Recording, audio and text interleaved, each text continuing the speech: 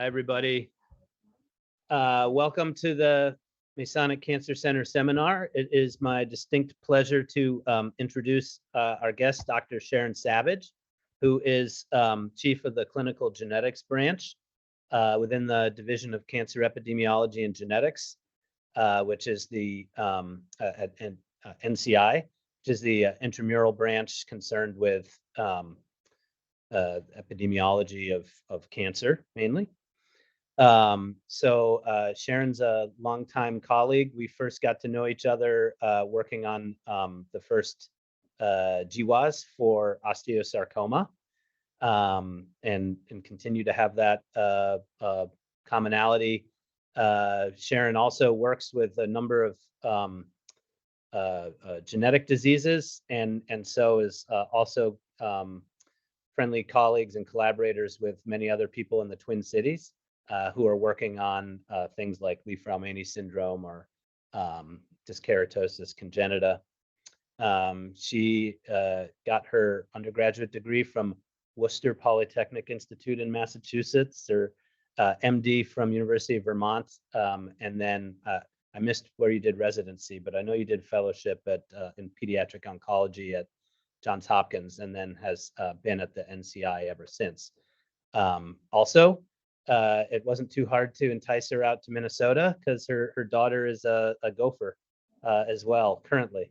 So it really was happy circumstance to get you out here, and I'm really looking forward to your talk. And just so you know, I'm sure there are hundreds of people listening to this online as well. Yeah. Yeah.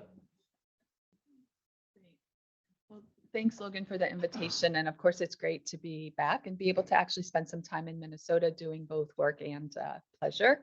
If anyone is up for going to see any of the rowing teams, my daughter's on on crew, so go Gophers, I guess, too. Anyway, so as Logan said as well, so I have a lot of really great collaborators in bone marrow failure syndrome studies, which I'm actually not going to talk about today, but I'm happy to talk about some of that work at another time as well. But what I thought I'd start out with is kind of the approach that we take in the clinical genetics branch and in our division of cancer epidemiology and genetics to understanding cancer etiology and really getting towards prevention. And I'm going to tell you stories that actually in Li-Fraumeni syndrome span the majority of these topics, including etiology, detection, impact and management of those disorders, prevention potentially, and the population impact, which as more and more databases are growing larger and larger, we have a chance to look at rare and common genetic variants across the spectrum. So just a little plug for what we do in our branch is I'll be talking a lot about Li-Fraumeni syndrome, obviously, but we have a long-standing 20+ year program in inherited marrow failure syndromes, dyskeratosis congenita, Fanconi anemia, Diamond-Blackfan anemia, Shwachman-Diamond syndrome, which was really launched by Blanche Alter around 2000. And now I have the honor of being a co-PI with Neelam Gary on that effort. Dicer 1, cancer predisposition syndrome, who Chris-Ann Schultz knows very well, of course, with Doug Stewart leading from our side. And it's been a wonderful collaboration between our groups and several others. We also, just as another plug, have a newly launched study just last year of germline RASopathies. And the approach that I'll be describing in LFS is really our approach across lots of studies. And so this work is beyond non-NF1 germline RASopathies. So things like Noonan syndrome, Costello syndrome, CFC. So if anyone wants to learn more about that, Doug Stewart and Gina Nye are the folks to contact. And then we, of course, have longstanding studies in familial melanoma started by Peggy Tucker, now led by Elisa Goldstein and Mike Sargent, and then familial blood and lymph node cancers as well. So, and across all of these studies, we really try to bring in the psychosocial aspects of what it's like to live with a rare disease as well. So across these studies, our general process, I think, is a bit different than being kind of in a clinical hospital, is that participants contact us. They find out from the internet, from their providers, from lots of different people, and they either call us, or now we're moving to a fully online enrollment system. They talk to a referral nurse, or they enter data. And the study team reviews and says, yes, they're eligible, send them questionnaires, or no, they're not, thank you, or maybe, but we need more information. So after they are deemed eligible, we collect family history, individual information questionnaires, which are all tailored to those disorders of study. And then all of those people become part of our field cohort. And the field cohort includes medical record review. We work very closely with the home physicians to make sure that, if we have advice to offer, diagnosis, help, or whatever in that realm. And then we can also collect biospecimens from the field and have them sent to us in our central repository. A subset of those patients or families come to the clinic, to the NCI, for detailed evaluation, depending on the specific protocol. And so that's kind of our general approach, and that's the story that will really be the basis for the Li-Fraumeni syndrome work that I'm going to focus on now. But before I get into kind of what LFS is, I wanted to bring in some quotes from our psychosocial research team from our Li-Fraumeni families. So this is the spouse of a woman who has Li-Fraumeni syndrome who says, we're both just kind of worried. After you've seen it, cancer, happen, and you've seen it happen to her, her father, her sister, you know where you're going to finish the race. You just don't know when you're finishing the race. So this really is what our families across the spectrum of LFS and other just rare cancer-prone disorders are grappling with every day. So this is an example. This isn't that specific patient's pedigree, but it's a typical LFS pedigree, and someone who I met right around her breast cancer diagnosis at 36. She had a soft tissue sarcoma at 21. Her mom passed away of a soft tissue sarcoma at 46. Looking at her pedigree, she had a maternal aunt with breast cancer at 42, sarcoma 57, and a father who also had a sarcoma at 54. And leukemia at 75, which, that's not so unusual. Sarcomas are rare. 54 is a little young, but not that young. But then when you look at her father's extended pedigree, you see he had a brother with brain tumor who had a child with a brain tumor and breast cancer in his mom. So this patient came to us. Unfortunately, all of these relatives were already deceased, but she had genetic testing. She has a germline pathogenic variant in the P53 gene. And in addition to helping her and managing her, she has 4 young boys, 2 of whom are carriers, who are elementary school to middle school, I think maybe even high school now, who have not had cancer but are undergoing screening. So how do we manage them? How do we talk to them? How do we prevent cancer in them? So this is a classic Li-Fraumeni syndrome family. And Li-Fraumeni syndrome was first described by Drs. Fred Lee and Joe Fraumeni. Dr. Fraumeni was our founding division director in DCEG. It was first described over 50 years ago now as initially thought to be sarcoma and breast cancer families, since significantly expanded to other families. And really one of the major findings as well was the finding of germline P53 mutations as a cause of LFS. And in 1990, this was around the same time that the TP53 or P53 somatic world had really made major advances in understanding biology of P53. So here we have 70 or 80% of those classic families, like I just showed you, have a germline mutation in the P53 gene. And we know that very much, and now things get kind of clouded because the LFS is a family history diagnosis. It's not necessarily a genetic diagnosis anymore. The classic LFS family is just like that one I showed you. A person with a sarcoma diagnosed under the age of 45 who has at least one first-degree relative with any kind of cancer under 45, and a first or second-degree relative on the same side of the family, of course, who has either a sarcoma at any age or any cancer diagnosed under 45. If you use this definition, even still today, around 20% of these families do not have a known germline mutation as causing their cancer in their family. So we have a long way to go, but about 80% will have a germline P53 mutation. And I point this out because what we're trying to do in the field is really, instead of defining it as a syndrome, defining it as a spectrum of disorders. And this has really come about because genetic testing is identifying more and more atypical patients. I have an example I always share, a 62-year-old woman who had an endometrial cancer. Sorry, she had a colon cancer at 62. So not unusual, right? She had a sister who had a quote unquote female cancer in her 60s. So she had germline genetic testing, a panel done by a well-meaning provider. And our 62-year-old woman with colon cancer has a bona fide germline P53 mutation. Now she has 2 children in their 30s and a couple of grandchildren. So how do we counsel them? What do we do with them? And she fits in this kind of almost incidental LFS category, where she's not necessarily someone you would have done genetic testing on, but the era we're in now, where somatic testing, just as a reminder, is still testing the germline, that we're finding more and more people like this. And then we're also finding people who are in between.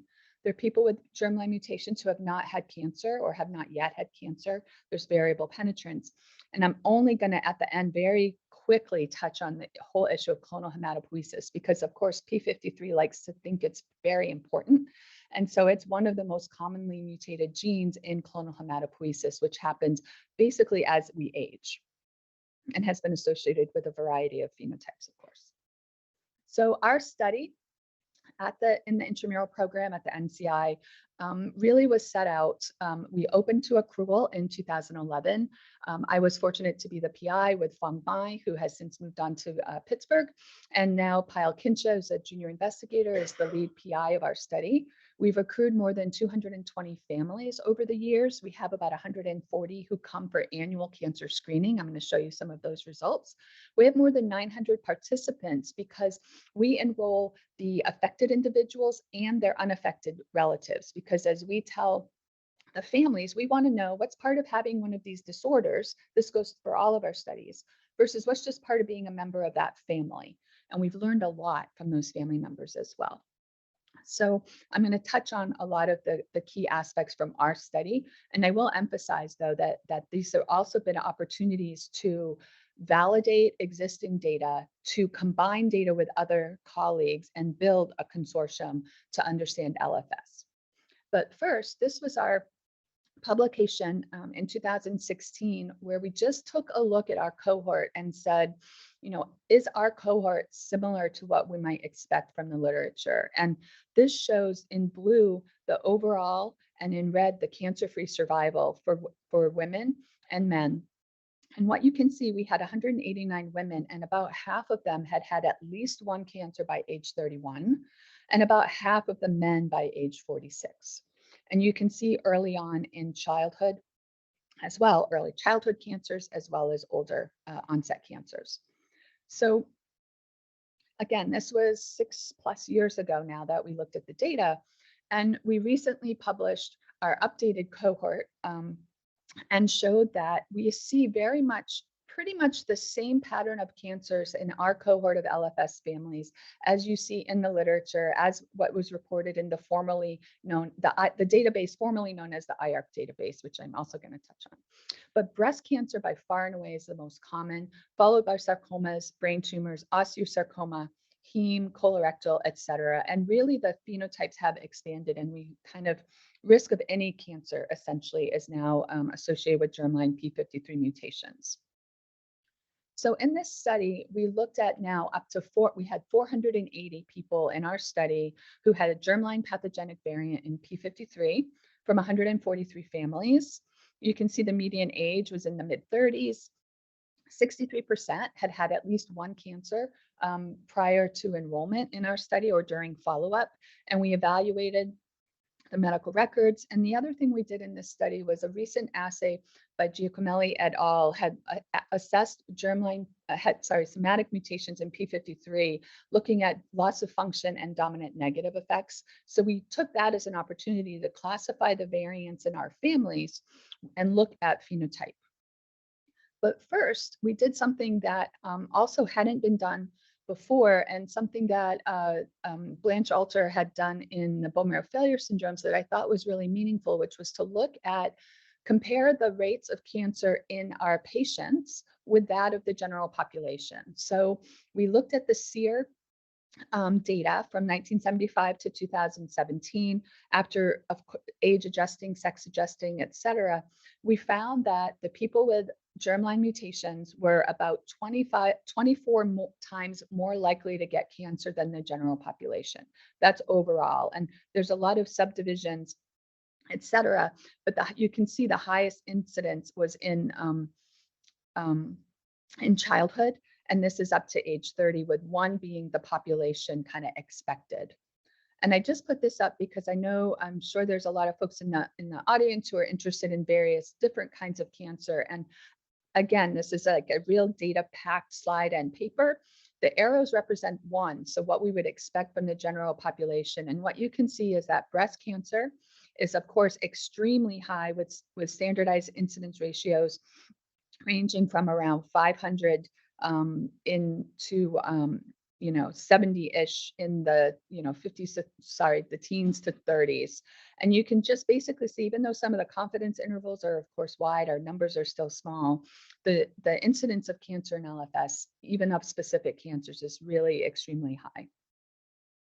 The other thing we looked at, and I like to point out the axes here, is this is in our cohort, so 480 patients total, the cumulative incidence of the first cancer in patients. And what really just kind of blows you away is that the female incidence of breast cancer is just really astronomical, in that by age 4, our cumulative incidence for 50% in females is in the mid-40s of breast cancer. And this is after accounting for prophylactic mastectomies, et cetera. And when you but what's interesting is, if you take breast cancer out of the equation, cancers in the women actually do start mirroring the cancers in the men. There's still a little subtle differences, but you can see that in the males in our study, we had brain tumors, soft tissue sarcomas, osteosarcomas were by far and away the most common. And then you see a host of others with age. So when looking at, I get a lot of questions. Well, how do you know that there are families who are different, have different penetrances? How can you stratify patients based on mutation?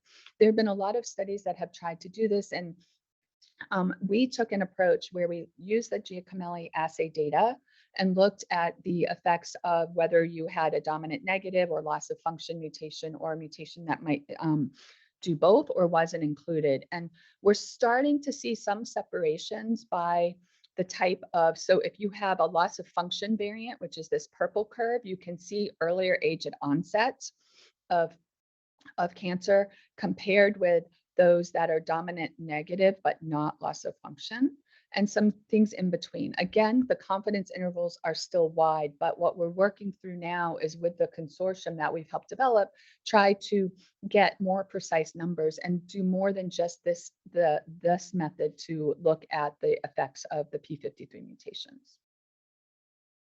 Another thing that we tried to look at, because we always also get the question of, well, if a patient has cancer A, what's the likelihood of them getting a second cancer, and what kind of cancer is that second cancer going to be, or the third or the fourth, because these patients do actually do quite well with therapy, but they go on to get multiple malignancies.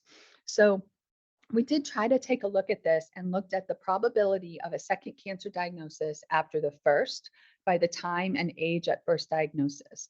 And it kind of gets a little muddied in here, but basically I kind of say, we haven't done a great job quantifying it. We're getting there, but a first cancer means there's, of course, a high probability of a second cancer, and it's higher than what you would expect from a general cancer population.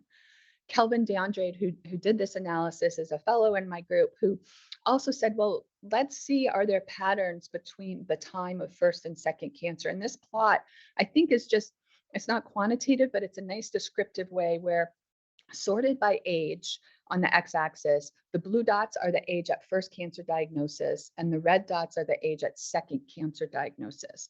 And what you see is this really wide range. Again, another way to kind of look at it, to say there are some patients who get one cancer and then they do fine for 20 plus 30 years. There are other patients who get one cancer and next year get a second, the next year get a third. So what's different about them? And that's a really big unanswered question for the field. We have looked at some of the typical risk modifying factors. So we took a look at the women in our study. Pyle Kincha did this analysis a couple years ago now, where no one had actually been able to quantify data looking at reproductive risk factors and breast cancer risk in LFS, kind of similar to the hereditary breast ovarian cancer families. So she looked at 152 women who had a germline P53 variant. She looked at all those typical factors: age at menarche, age at childbirth, number of live births, oral contraceptives, and menopause. Of the 152 women, 85 had breast cancer. 135 had bilateral synchronous cancers. The median age, similar to our other studies, of breast cancer was 32. We also have another study going on looking at receptor status in synchronous and asynchronous breast cancers. And I just want to point out, a lot of times folks think that, that the LFS breast cancers are triple negative, and they're not. We and others have shown they do have triple negatives for sure, but they also have all those other combinations. And in fact, we've had women who have had one receptor kind of status on one breast and then had a synchronous cancer even on the other side with a different receptor status. So again, getting at the biology, I think, is still fascinating and another unknown area. One thing that we did find that we had a suggested and I think a reasonable findings is that in the women in the study who breastfed, if they breastfed a total lifetime for 7 months or more, we did see a reduced risk of breast cancer in those women. Now, it's a little hard to kind of say, well, they have a reduced breast cancer risk if they breastfeed, so that's of course great, but their breast cancer risk is still much higher than the general population. So, but what I see this as is one other kind of piece of the puzzle that can help a woman decide what she wants to do, because prophylactic mastectomy is recommended for women basically as soon as they're ready. Many times the earlier the better, even as like 18, 20-ish years old. So this is another factor that women can kind of add as they're making these decisions with their providers. Again, we need more numbers, we need more data, but it's another starting point. So I'm going to move on to looking at our detection and screening.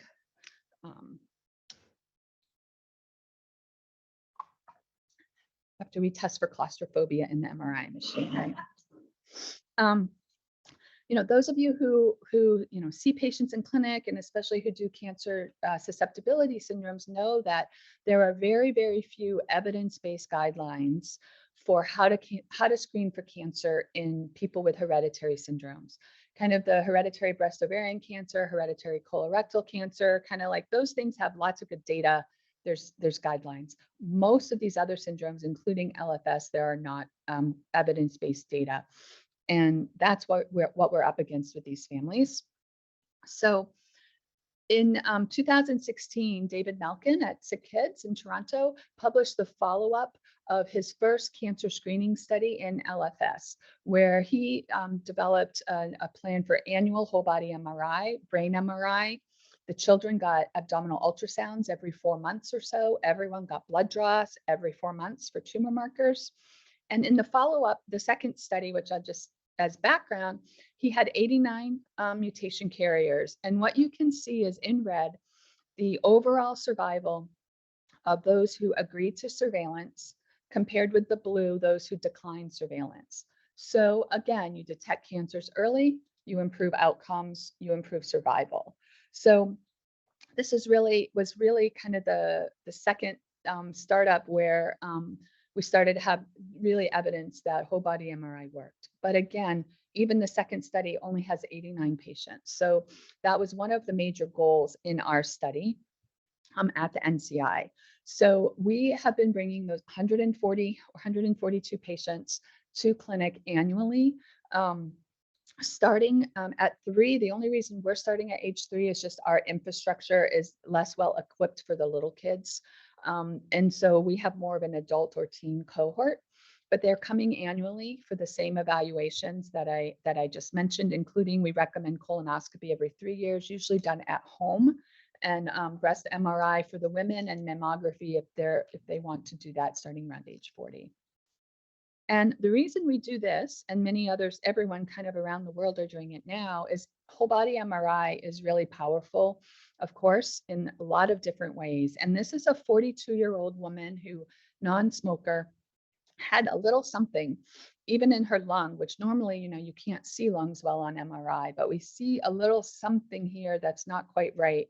And on CT scan, she actually has this lung nodule that was a stage 1B adenocarcinoma. So the oncologists in the audience will know that a lung adenocarcinoma at this stage is almost never diagnosed, right? Usually they're presenting much later. So she was able to have surgery, have it resected, no chemotherapy, no nothing else needed, and did quite well. So we had this case, and of course many others, and that prompted me to reach out to colleagues, because again, colleagues around the world now are doing whole body MRI. So with David Thomas and Mandy Ballinger, who are in Australia, and lots of different colleagues are from around the world, we compiled our baseline whole body MRI data. So we had 578 individuals who had just their very first ever rapid whole body MRI at whatever institution they happened to be at. So very much kind of a real world population. And what we found, though, was, of course, a high false positive rate. There were 225 lesions that needed something else done. The MRI was not definitive. So they needed imaging or other evaluations. And when we kind of get down, we did see 19 benign neoplasms in 17 individuals. We did find recurrent or metastatic disease in some patients. But what was really striking was that there were a new localized primary cancer that was able to be treated with curative intent in 34 patients. Now, when we compiled all the data from all the sets, we did have any lesion. Our pickup rate was about a 31% in our meta-analysis. And the new diagnosis of cancer in this analysis was 7%. So these are people who were thought to be cancer-free, had no symptoms, had a whole body MRI, and about 7%, you can see kind of across the board, had a new malignancy. I will say that this was published a few years ago now, but in talking with colleagues and as we look at the pickup rates across our own study, we do see around a 5 to 6% per year new diagnosis of cancer in people with Li-Fraumeni syndrome. So this is pretty much everything I just said, that baseline evaluation is important, has clinical utility. One of the major challenges, though, is that it's a whole body MRI. You have to have a special facility. You want to have you need a radiologist who knows how to do and what to look at. Like we've had stories of patients who have gone for literally piecemeal MRIs, which take 12 hours and are unnecessary. So we're working on a lot of other studies with radiology and whatnot to try to streamline that. So that's great. We can save lives with screening. And we want to do that because we want to detect these cancers early. But we also know the emotional cost of screening is high. So we've assembled an absolutely amazing psychosocial research team that was really initially started by June Peters, who is a pioneering cancer genetics counselor who's retired several years ago. From our group, and Jenny Young, who at the time was a doctoral student. We've now expanded where we have extramural colleagues. Dr. Allison Werner-Lynn and Dr. Sadie Hudson are both, Allison's at Penn and Sadie's at Tennessee, who work with us part-time and amazing fellows to look at the psychosocial challenges of living with LFS. This all really started when June developed what we called the CGRAM, the Cancer Genetic Eco-Relationship Map, which was social networking analysis before we knew what social networking was, where she sat with the patients and asked them all these questions and had them actually physically put the stickers on their own pedigree of, does this person give me information? Do they help me financially? Do they help me emotionally? Do they hurt me emotionally? Do I always have to give them the money, right? Like, so, and then we quantified this to, again, try to understand the challenges. Since then, we have expanded to a series of qualitative interviews. And these are just a couple additional quotes. The first one I always showed, but what Jenny did for her dissertation, and it's been an amazing set of data that is still being analyzed. She did qualitative interviews with whoever came to clinic on the day. So sometimes it was a wife and affected husband. Sometimes it was two affected sisters. Sometimes it was a teenage son and his mom, and asked the semi-structured interviews. And some of the really key things that I think is that the emotional cost of this screening is really high. And there's this trade-off between worry and anticipation of results. And as this person, Tim says, whose pseudonym was Tim, says, we play Russian roulette once a year, but the game is never over. And they know, though, that unfortunately their chances of winning at Russian roulette are very high. So another key aspect that the team has done, Catherine Wilsnack, who also was a grad student at the time, who's now in Texas, and Cam Rising, who's a research fellow with us, looked at did longitudinal interviews with adolescents and young adults with Li-Fraumeni syndrome, and a qualitative semi-structured interviews with 26 females and 12 males. And I wanted to just pull out these quotes as well. My older sister doesn't share her emotions. She has LFS, but she doesn't really have an issue.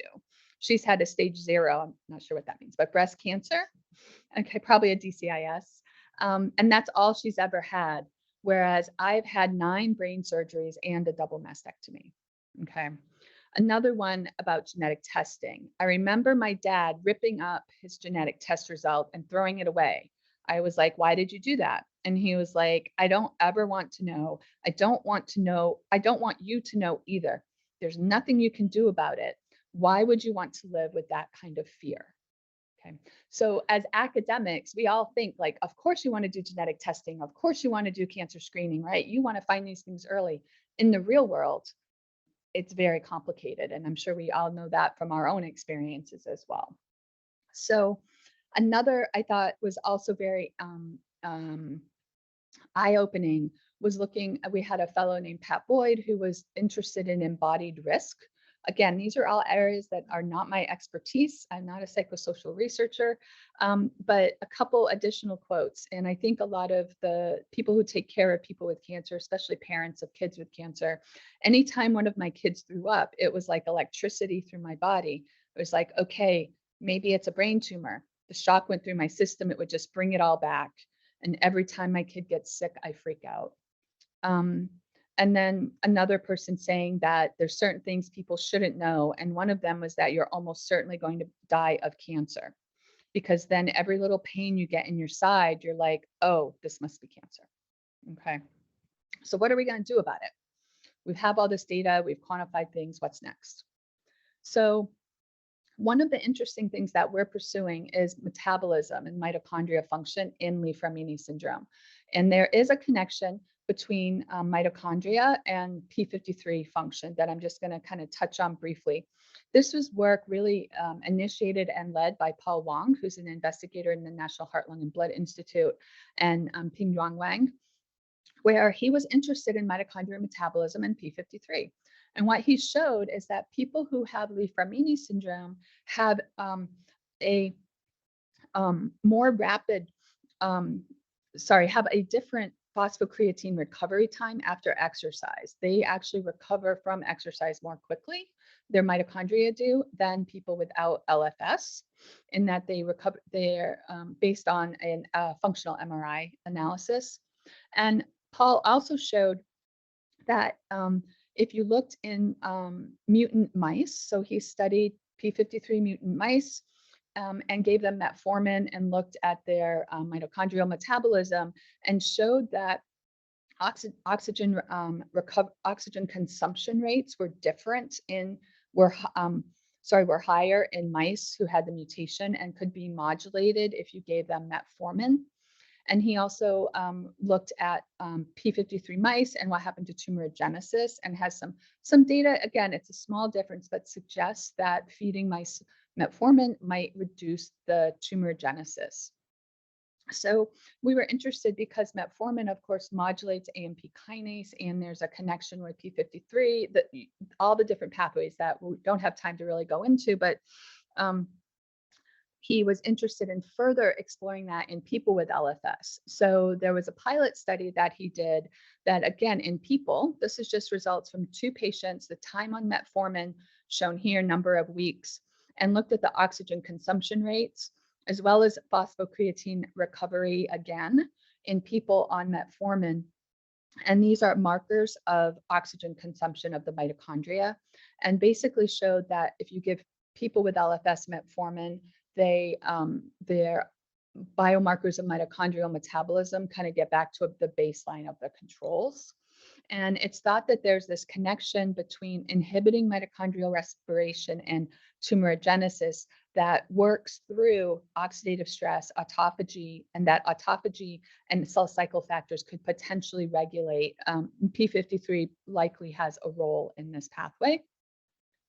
So we were collaborators on a phase 1 trial of metformin in people with LFS, where we basically just wanted to look at tolerability and expand on what Paul had done in the mitochondrial respiration studies. And basically the people in this study tolerated metformin just fine. They had the normal grade 1 side effects of GI issues that resolve. And I didn't mention at the beginning, of course, but metformin is an anti-type 2 diabetes drug that's been around forever, lots of safety data. And there is a growing number of epidemiology studies suggesting that diabetics on metformin have lower cancer incidence than diabetics on other medications for their type 2 diabetes. So we also showed that in the people with LFS that we can suppress their mitochondrial function with metformin and kind of bring it back to a baseline level. And when you take metformin away, their mitochondrial function goes back up. So we're now developing a phase 2 trial. Pyle Kincha is leading this. We have collaborators at Oxford in the UK and with David Melkin and several other folks around the country, where our primary outcome is going to be cancer incidence. We're hoping to launch this spring. Patients will be randomized to screening alone or screening plus metformin. And we're currently working our way through developing all of the correlative biomarker studies that we're going to be adding in. And like I said, hope to enter hope to get things going this spring. Patients will come to the NIH Clinical Center for evaluation, but most importantly is we'll be working really closely with the home physicians for all the follow-up. So patients can come, get screening, get metformin or not, and then we'll work with them and their home docs to make sure they get the follow-up they may need. So now just to touch briefly on population, which I mentioned at the beginning. More and more genetic testing, of course, is showing more and more variants. And what do we do with them? What do they mean? One of the starting points of this was the IARC TP53 mutation database. So actually in the mid-90s, Kurt Harris, who was at NCI, launched a somatic P53 mutation database that was then taken over by Pierre Hainaut and Magali Olivier at IARC. And it's been known as the IARC P53 database ever since. It's been very useful because there are a lot of analyses on germline P53 mutations that have been based on this database, on somatic as a resource for somatic mutations, even mouse models, cell line data are in there. And it's really been based on Magali and the team curating the literature, entering everything, and having it serve as a central resource for folks. It's been really valuable. And sort of unfortunately, but fortunately, kind of one of those things that just last year, IARC, because of changes in staffing and personnel, decided that they could no longer host the IARC database. And so they Pierre reached out to several of his P53 colleagues, including us, and basically, as a group, the decision was made that the NCI would become the host of this database. And it actually has been a really good chance to think hard about the database and where its future utility is. So after we did a lot of major updating, it was on a very, very old platform. We had working groups of folks from around the world, and oops, we're going to run out of battery. Have somatic, germline, and experimental models working groups. So if anyone's interested and wants to learn more, the website's there. Kelvin DeAndrade is the key contact person, and we're basically looking for updates, looking for feedback. And here's a publication that describes what we did in cell death and differentiation last year. So another thing that I wanted to point out in thinking about populations is just a couple special examples. One is oh, okay. I think I have enough, but we'll see. That's okay. Is thinking of germline P53 variants in special populations. This is a whole really kind of textbook genetic study of a founder mutation at R337H in Brazil. And then there's also recently been a report of founder mutation in people of Ashkenazi Jewish ancestry from Kara Maxwell that is also quite interesting in looking at variable penetrance. And the issue in Brazil is actually very complex because in southern and southeastern Brazil, about 0.3% of the population is estimated to carry this pathogenic variant. And the penetrance is maybe less, but it's still there. It's still really important.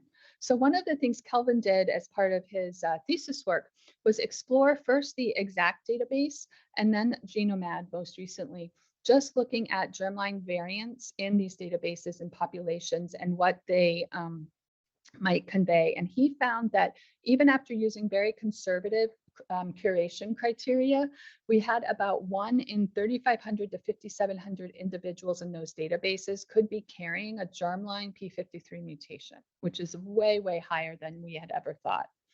And this is really important because curation of P53 variants is, of course, incredibly important. And that's because we're making decisions about real people and their current lives, their children's lives, their extended families. So the American College of Medical Genetics and Genomics has this really great structure for variant curation to classify things from benign all the way up to pathogenic. But it's not perfect and it's not directly applicable to every gene in the genome, of course. It's a starting point. So Megan Frone from our group is a genetic counselor who's leading this effort. And we've been working again with a whole team of around 30 or so international experts in things like P53 function, LFS, and in computational and bioinformatics. And we've have specifications for the platform P53 variants that we're currently also updating and working closely with the ClinVar effort and ClinGen, which is the NIH-funded group to kind of curate all of the clinical genome and apply it clinically.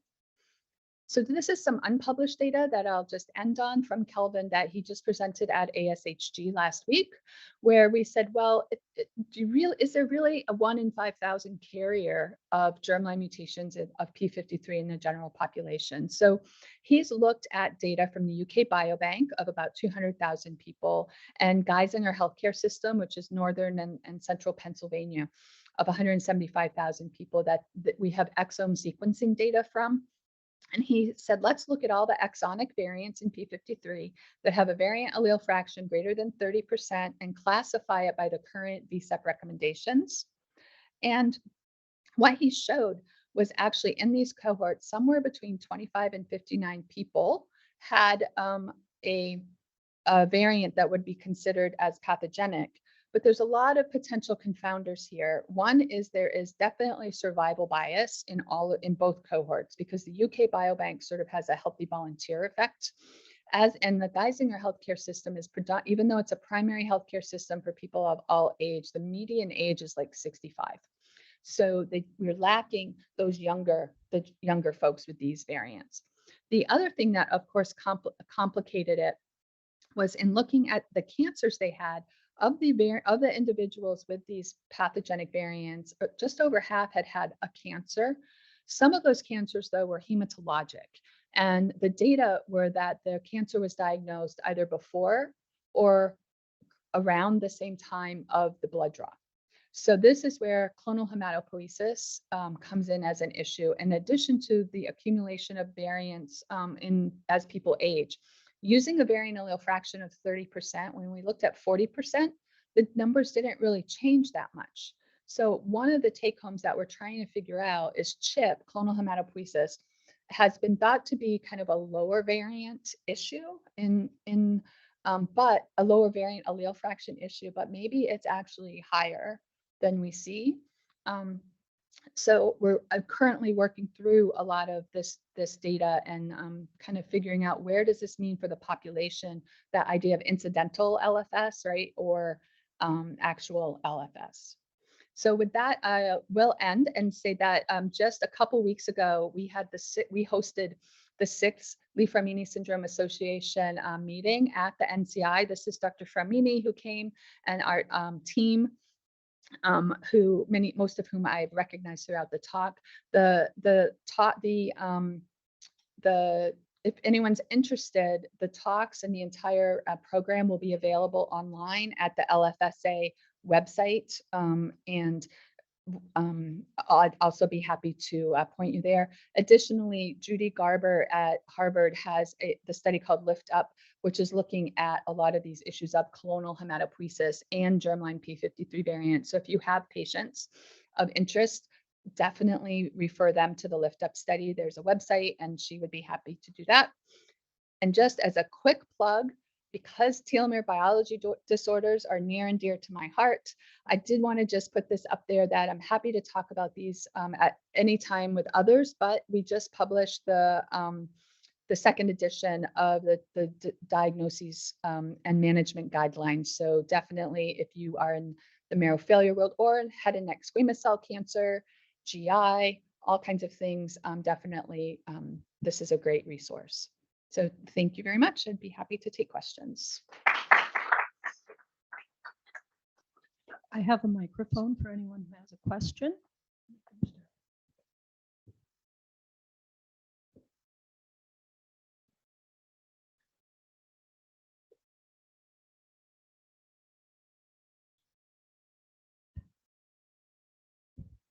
Thank you. That was great. What is known about the response of Li-Fraumeni cancers to therapy? I know when P53 mutations arise later in development and sporadic cancers, that's usually associated with really poor outcomes and poor responses to therapy.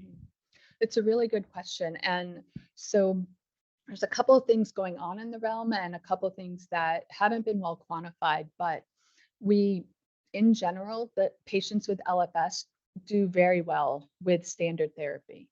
And, there's anecdotes that patients may actually do better. So we've had some patients who have, for example, survived pancreatic cancer to go on to get a lung cancer, to get therapy for that, to go on to get a sarcoma. And so there are anecdotes for sure that they seem to do at least as well, if not in some cases, maybe better. But one of the challenges with therapy for patients with LFS is the issue of radiation. So there are some data in the literature, and this is one thing that we're also working on to look at. There does seem to be increased risk of sarcoma in the radiation fields in people with LFS, possibly beyond what you would expect in a general cancer survivor study.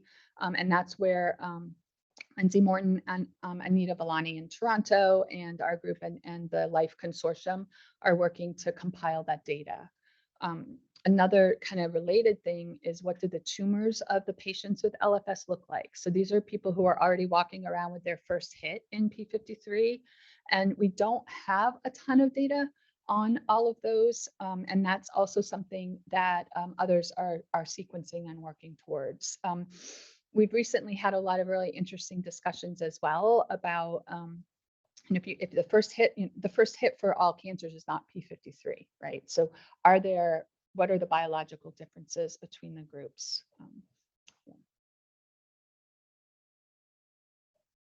Hi. Yeah, Oh, thank you. That was an excellent talk. And in fact, I think you just answered my question. Okay.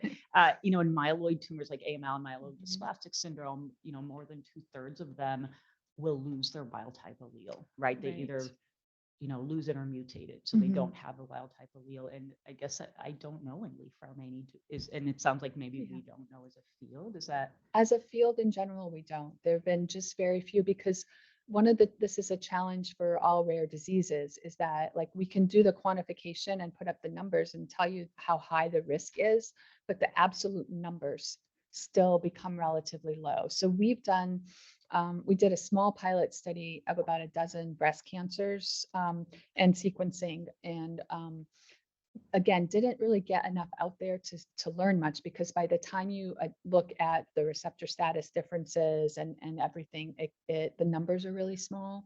So that's also another effort that we're hoping for. And it's also, I think, it's a great opportunity to look at, like we've pulled out data from TCGA on because we've been able to pull out the germline data from some and start looking and exploring what those profiles look like, but it hasn't been done in a great detail yet. And I think, and you probably can't answer this, but I have to ask. We think biologically there are differences, right, Mhm. between the missense mutations and the Yeah. truncating mutations. And Mhm. do you have any idea for you sort of Which addressed that yeah, already, right? yeah. So there are genotype phenotype associations with the variants in that the strongest data are in the DNA binding domain missense mutations that definitely seem to have a higher penetrance, earlier age at onset, as well as the loss of function variants, like which are sometimes a little bit different. What's interesting is in the Brazilian mutation, and I think it's also the Ashkenazi Jewish mutation. They're in the oligomerization domain, and those phenotypes do seem to be a little bit attenuated. But in Brazil, it's those patients it's not either or, but a majority either have adrenal cortical cancer in infancy, in early childhood, which is part of why they've had an advocating for newborn screening. But for the people who haven't had adrenal cortical cancer, breast cancer seems to be the next thing, but a little bit later in life. But of course, there's exceptions to all of that. So there are definitely genotype phenotype associations that we don't have the data to make treatment or screening recommendations yet, but I'm hopeful between Judy's Lift Up study, the Life Consortium, we now have at least family history data on over 2,000 individuals, but we don't yet have the variant level data incorporated. I'm hopeful that once we can get that, we can get a better sense. And one last little thing, if I may, I also see these patients, these myeloid, malignancy patients, and a lot of these Li-Fraumeni patients come to us after having had cancer, chemotherapy for their breast cancer. And we think that, if we can avoid chemotherapy in these patients, it would be better, right? So Right. it seems like another argument for screening is not only can you do something, but you can prevent Yeah. myeloid malignancy if you Yeah, catch it absolutely. sooner, Yeah, right? exactly. So, and that's one of I think we're trying to quantify that risk of, so we know that the patients are at risk of more cancers, but we don't truly know the treatment associated risks. And that's one thing that the Second Cancers group is trying to look at, because you're absolutely right. You would much rather just do surgery for cancer than have to do surgery and chemo and more, because then you have more risk of everything else. Yeah. So I work primarily in the bone marrow failure space, and those are the areas that we share. So forgive me if this is ignorance of the current literature, but I was surprised when looking at the cancer graphs that you showed earlier in between females and males with Li-Fraumeni, that there was no male breast cancer, where Mhm. most of the hereditary risks that have breast cancer Yep. associations, you see that in males and Yeah. females. And so I was wondering if the cause of that is known or if that was kind of defined by Yeah. your cohort, but other cohorts have seen that. So actually, you bring up a really good point so we have not seen male breast cancer as a major, and it's not been in the literature either. Another piece of that puzzle that is not in the literature is ovarian carcinoma. I had this discussion a couple of weeks ago with someone, and so people with LFS, we don't seem to see the same excess of male breast cancer or ovarian cancer as you see like in the hereditary breast ovarian cancer space. And I don't have an explanation for that. Maybe there's a hormonal piece that, we've sort of attributed breast cancer to that, but maybe it's not. That's a mystery. So that was a really interesting talk and a lot of good points. In terms of the screening space, is cell-free DNA possible, or do these patients people just walk around with lots of P53 mutations in their blood all the time? So it's something we're working on. So the Edison Consortium is a group of colleagues who have gotten together to look at different cell-free DNA methods in not just in Li-Fraumeni syndrome, but in other hereditary cancer syndromes. And we, as part of our metformin study, hope to do some of that as well. So we're just starting a retrospective study of serum from our patients using in collaboration with GRAIL that we'll see what that comes out with. And so I would love to be able to get to a cell-free DNA and just have people get a blood draw once or twice a year and not have to do a whole body MRI. So it's something that hasn't been tested head to head yet. But again, as someone who studies these disorders, if I'm thinking of looking at cell-free DNA, it makes a whole lot more sense to go to the highly penetrant disorders than the general population. And just a second question. So I'm a breast medical oncologist, and all our cancer survivors, we talk about lifestyle modifications that have relatively weak levels of evidence, like physical activity, low-fat diets, alcohol. In your database, do you have any lifestyle modifications that affect penetrance?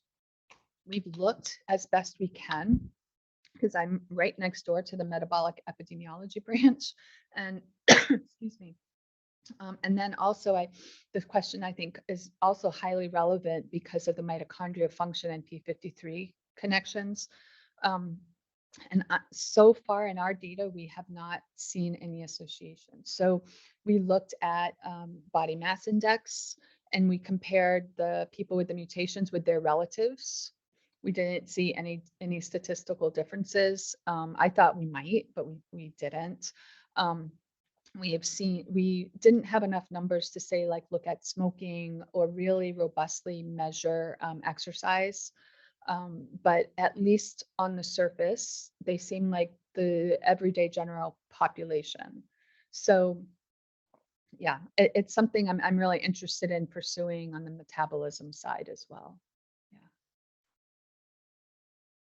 You didn't talk about within family determinants of penetrance. I mean, if you've genotyped everybody, could you at least use the sibling, identity by descent to kind of see are the siblings who have earlier cancer more related than the ones who don't? And in general, how are you investigating background genetics and cancer risk? So we haven't looked at IBD. That's interesting because we could probably quite readily do that. We did do Kelvin did a small, again, it was only about 150 or 200 samples where we did run a SNP chip and just kind of look to see if there were any obvious differences between the cases and the relatives. And we didn't see anything, but again, the numbers are really small. So looking at common variants gets pretty tricky even within families, just because I think the P53 germline mutation is probably kind of overpowering any other modifiers. But that said, I think the field now that we have a database with the consortium and more studies, I think we do have an opportunity to look at exactly what you said, where you have siblings who have LFS and what are the differences between them or their unaffected siblings. There are anecdotes, of course. We have one family where there's 3 sisters who have all gotten breast cancer within 2 years of each other. The youngest one knew when she was 32, I'm going to have breast cancer because my sister one got it at 34 and one at 31. She's like, any day now. So there's something special also about that family versus other ones where they're not penetrant that we just haven't quite teased that apart yet. think we're at time. So let's thank Dr. Savage again. Thank you.